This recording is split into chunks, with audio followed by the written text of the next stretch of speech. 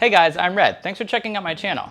So one of the main reasons I started making guide videos is because all the ones that I could find on YouTube were pretty old and I wasn't sure if they were really relevant anymore. So I decided to watch the oldest one I could find, the Ted Churchill demo from probably the 80s. He's using a Model 2, so like 1985 maybe, and just see how much the rigs have changed and to see like, is any of this info still relevant anymore? So let's check it out.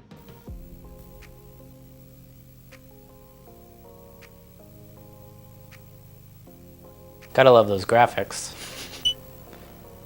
Hi, my name is Ted Churchill and I'm a Steadicam operator and Panaglide operator from New York City.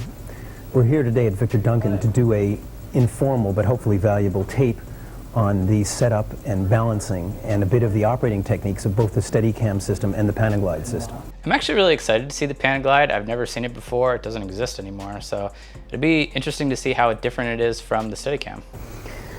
So first of all, what we're going to do is I'm going to show you the basic components of both these machines. Both of them have an operator's vest, and this is one of these here. This is the Steadicam vest here. So let's check out this vest. I can see it looks very similar to the vest now, although like the Exo vest is obviously different, but this looks pretty similar to me as like the Pro vest does. And I can see that the socket block is exactly the same as what we're using. It doesn't even look like they changed the knob design. You'll see that the Panaglide vest, which is on my left, is quite similar. Why was everything so brown back then? And I don't see a socket block. Just the way the socket block is designed just looks different. I can see there's some sort of black square in the middle there. I'm sure it uses the same function, but it looks different. This is the Panaglide vest here. The primary differences in these vests is that the Steadicam vest one can put on by oneself. The Panaglide vest, you actually do need assistance to do it. Other than that, they're quite similar. I can't imagine doing a job where you need to have assistance going to the bathroom. What a bad design that is. Articulated arm and hinged arm, of which this is the Steadicam arm. The Steadicam arm looks visually similar to the ones now. Here is the Panaglide arm, which you see is very, very similar. That looks just skinnier, but very similar. I did want to see how it connects to the vest, so I'm seeing it has like a corresponding block mechanism that probably attaches to the other block somehow.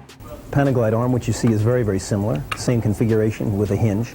It works on, I believe, on gas cylinders as opposed to springs. Other than that, it's virtually the same. It's not spring-loaded, so I believe that is just to get around the Steadicam's patent on the spring system. Now here on my right is the Steadicam camera platform, and if we could go over to this, just to show the whole thing, John. That's it, fine. This is the Steadicam camera platform, and here on my left... They call it the Steadicam camera platform, which I've never heard anybody call it that before. We would call it a sled probably, or the Steadicam.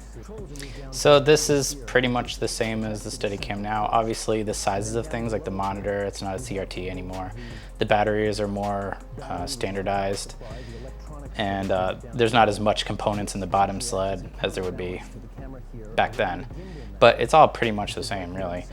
I'm also noticing the post down the center is very skinny. It looks like a solid rod, where now it's a hollow post that has cables running through it. You can see they went around that with all the cables running around the outside, around the monitor there. Now here we have the Steadicam vest, which I will demonstrate with simply because I own it and it feels more like an old pair of shoes and therefore more comfortable. And you don't have to get an assistant to help you put it on. Now this has got to be quite snug, as I say. You should be able to breathe, but just barely. First adjustment that is critical in this is to adjust the camera platform and the camera. This is done by two sets of adjustments that are done in a socket block down here on the vest. So the socket block works exactly the same. It looks like they haven't changed anything on it. So now we're going to go over and I'm going to show you what we call undocking this baby. Both the Steadicam and the Panaglide have a... So I'm looking at that gimbal handle, and that looks a little bit rough on your hand. I don't know why they didn't have more space for your hand to go, but it looks very sharp and like a little bit tiny to hold on to. Okay, so I'm going to move around here and pull this off. Now on the Steadicam, you'll find that the arm has a tendency to lock up when you first take this off. The first thing you do when you mount this baby up is you push the arm down. Now you see the arm is If your arm is doing, it doesn't do that anymore. If your arm is doing that, you should get it looked at, because that's not what it does anymore. Looks fine as soon as he fixes it, though. As I have mentioned, the gimbal mount on the center post is responsible for the pan and tilt. There's your pan. And then here, on here, there's a split, which makes this. Man, that split, I think they could have softened that up a little bit. Didn't be such a pinch factor. With the Steadicam, one of the ways of balancing this so that the top and bottom are in balance, therefore it will be slightly bottom heavy, is to take the whole rig and put it up on a corner. You can also have somebody help you. Okay, no, you don't do that anymore. I've never seen anybody do that. This obviously is before the balancing pin, I guess, existed. Like, they still had a docking bracket, but on the other side of the docking bracket is a balancing pin, and you would just attach your gimbal handle to it and balance it that way, not balance it on the corner of a table, which really freaks me out. Loosen this screw here. You also don't use an Allen key to do this anymore. That's done with a little cam lever. It's just faster, and there's no way to lose the tool. But otherwise, the same. I'm wondering if that silver part at the bottom of the post is actually a weight. That actually would give you a little bit more balancing options when you slid that up and down the post, and you would be able to fine-tune with just that. Now, the second adjustment on here is the side-to-side, or the yaw. The adjustment of this is done in two ways. First, it's done in terms of the general adjustment, so you're in the ballpark for side-to-side, by being able to move the camera, and if we could zoom in on here, John, being able to move the camera from side to side on this little clamp plate, which is a dovetail plate here. That's usually how we do it now. Cameras now aren't that side heavy anymore. They're pretty much balanced to the center. Battery casing on the bottom, and this happens to be a custom one. Generally, they go back and forth. This battery casing also has the ability to turn side to side. Just trying to see how we can see this. Balancing with the bottom batteries is a good way around the side heaviness of the cameras back then, but definitely doesn't help with dynamic balance, and I think it's definitely not the way you'd want to do it now. On the bottom of the monitor, I've put on a level, which is just a regular line level, construction line level. That tiny monitor is like a 2-inch monitor or something. That must have been quite a thing to look through. Although the contrast, the brightness of those monitors is a lot brighter than the ones we use now, so you gotta give them that. We do still use levels on the monitors too. Most of them now will be digital levels that will counteract the inertia of the rig moving around. But for the cheap way to do it, throwing on a bubble level is still a super common way to do it. You'll be able to see whether you're in the ballpark in terms of your level horizon. Now, as I have said, level horizon has been one of the most difficult problems in operating both Steadicam and Panaglide. There are horizon stabilizers now, like the Volt, that will control horizon for you, but I think that the average operator probably doesn't have one, and on your first rig most likely doesn't have one. So everything else is exactly the same. You'll also find as you change lenses, especially with Panavision lenses where the weight varies enormously, you'll find that you're going to have to readjust this all the time. Burn on the Panavision lenses. You'll find you're going to have to readjust the side-to-side with the battery between takes, because what's happening is in a coaxial magazine, the film is going from one side to the other, and you'll find that it's going to start to lean one way or another. With digital cameras, which is most likely what you're using, the balance isn't changing constantly, which is just a luxury we don't have to deal with anymore, but was obviously a thing back then and still is if you're using film cameras. Okay, the next thing I want to do is I want to talk a little bit about operating techniques. Now, it's been found that the most successful, the most efficient technique for operating both the Steadicam and the Panaglide is what we call a two-handed technique. So that if you're using one hand like this to both tilt and pan and crane, right, and do the relationship where you are, you're going to find the machine is a lot less stable. Do people used to one-hand operate?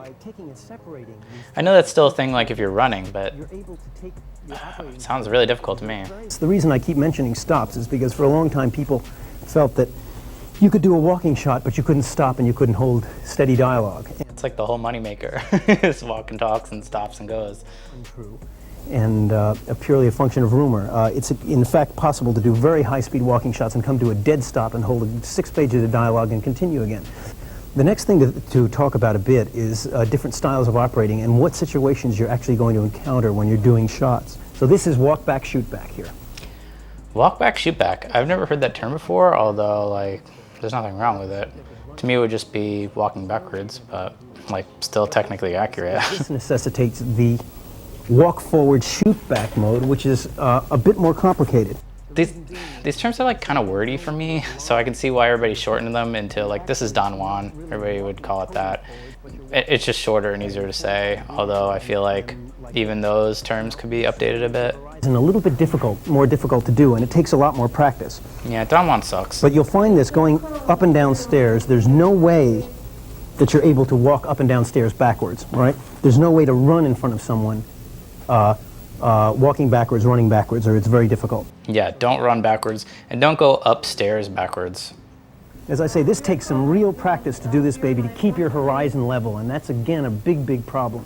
Occasionally, you'll find yourself in other situations which can be horrendous, which is having to work on the other side, which is like this, which is the same side as the arm is coming off.